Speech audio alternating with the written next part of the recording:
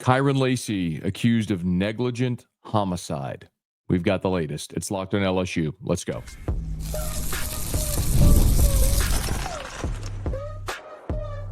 You are Locked on LSU, your daily podcast on the LSU Tigers. Part of the Locked on Podcast Network, your team every day. Okay, let's get it. It is Locked on LSU, your team every day. I'm your host, Matt Moscona. Thanks for making us your first listen. We're free, available wherever you get podcasts, of course, on YouTube as well. So please subscribe. The LSU basketball Tigers on the floor against Ole Miss. We do have an LSU football transfer portal update for you, but we will begin with quite literally tragic news. In the literal definition sense, a tragedy involves a death, and this story does, in fact, involve a death. Therefore, it is, by definition, tragic news. Former LSU wide receiver Kyren Lacy, the Louisiana State Police has issued a warrant for his arrest, and they plan on charging him with negligent homicide, felony hit and run, and reckless operation of a vehicle. As of Friday night, police said that they have been in contact with Kyren Lacy, with his attorney, and that Lacy will turn himself in.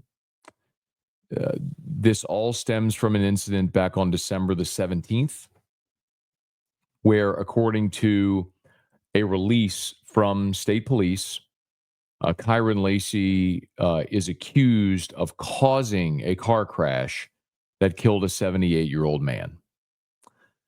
And then fleeing without rendering aid or calling authorities.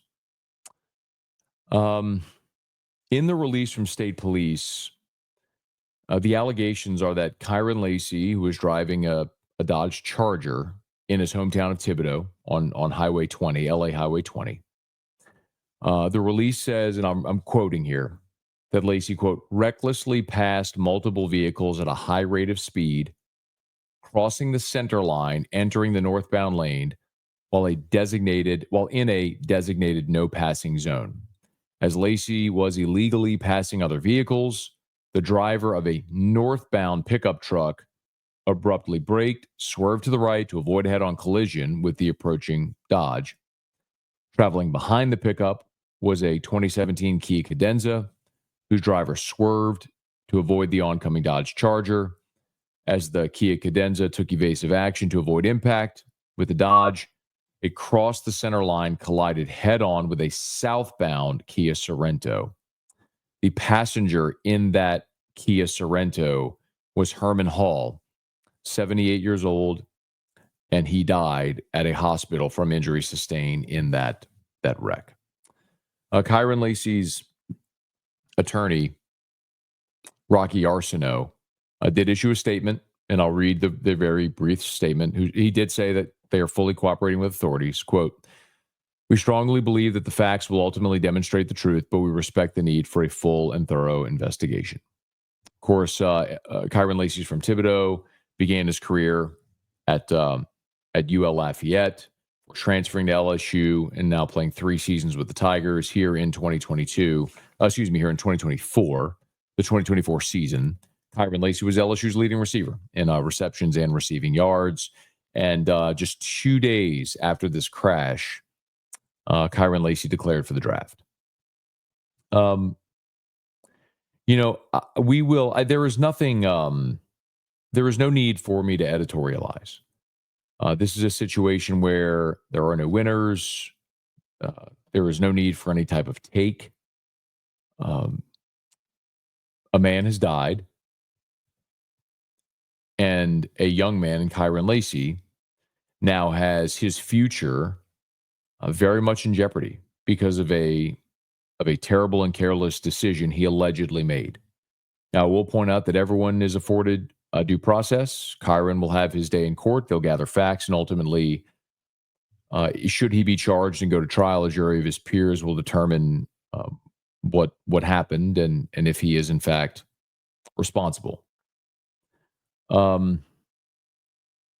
But it's very disappointing if you're an everydayer here on Locked on LSU, or if you listen to my radio show after further review, thank you for that.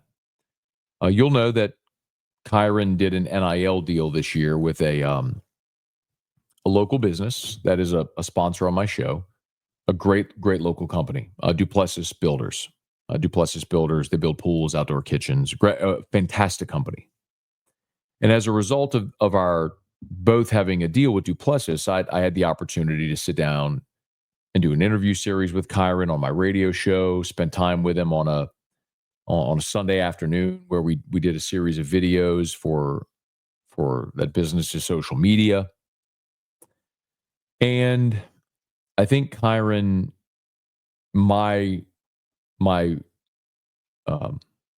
judgment would be, is a guy who's very self-aware, that certainly needed to mature and was working very hard to do that. Something Brian Kelly on the record talked about this year. Even when you think about two very prominent moments for Kyren Lacy this season. One was in the season opener against Southern Cal in Las Vegas. Kyren scored a touchdown. He did the shotgun celebration, and it cost LSU 15 yards on the kickoff. And that ensuing kickoff ultimately put Southern Cal with a short field, and they scored a very pivotal touchdown in the game off of that. It was a critical mistake. But then the biggest win that LSU had of the season was the win against Ole Miss in overtime. And Kyren, of course, scored the game-winning touchdown in overtime. And it's something we talked about, and I interviewed Kyren that week after the game, and we talked about how that's a forever moment. That's one of those moments that for as long as he lives, people will bring up that touchdown in overtime in that game against Ole Miss, a classic game in Tiger Stadium. And there was a moment at the end of the game when he caught that touchdown. If you go back and watch it, you'll see Kyren he gestured like he was going to throw the ball in the stands, and he stopped. And then he just folded his arms and celebrated with his team. And I asked him about that. And what he said at the time was, all I had in my head was, don't get a penalty. And that was tremendous growth and progress from the penalty that cost his team at the beginning of the season in the game against Southern Cal. But it's all to illustrate the fact that you have a young guy who, by his own admission, needed to mature.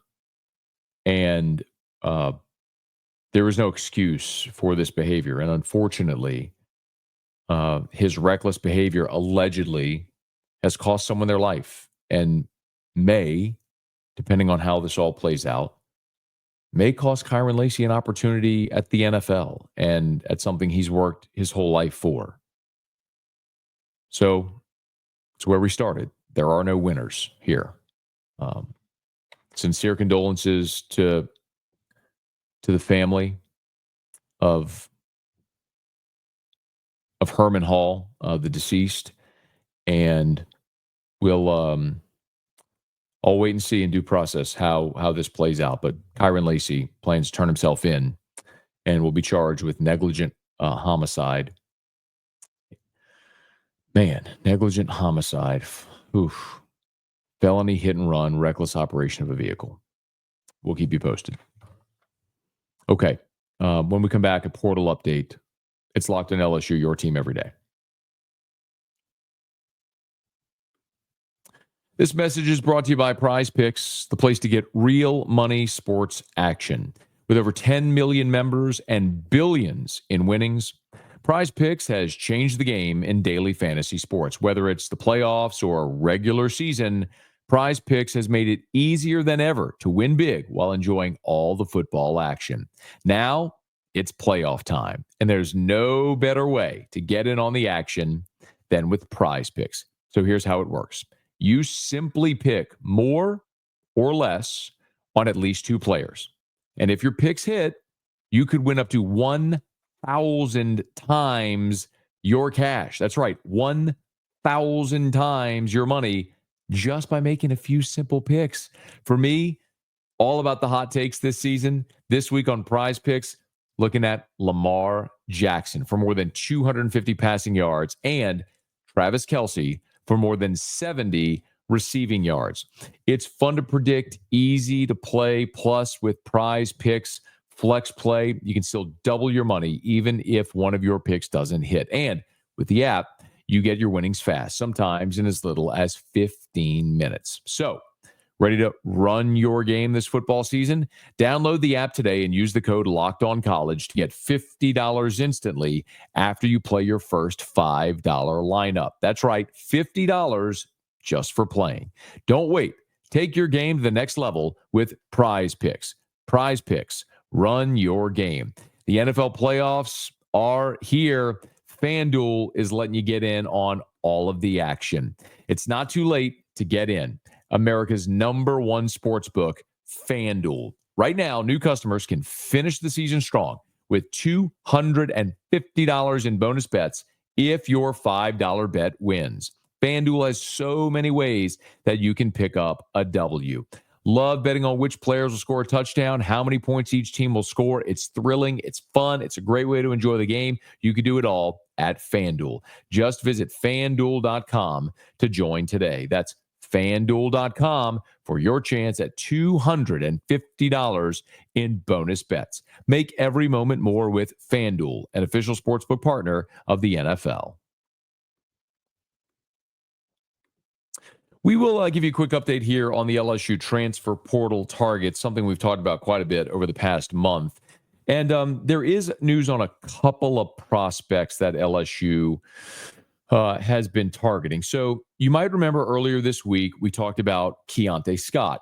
Keontae Scott was a JUCO player for 2 years, spent the last 3 seasons starting at Auburn as a safety and a punt returner. He is going to take advantage of that so-called Diego Pavia rule as a JUCO player. He has another year of eligibility in 2025.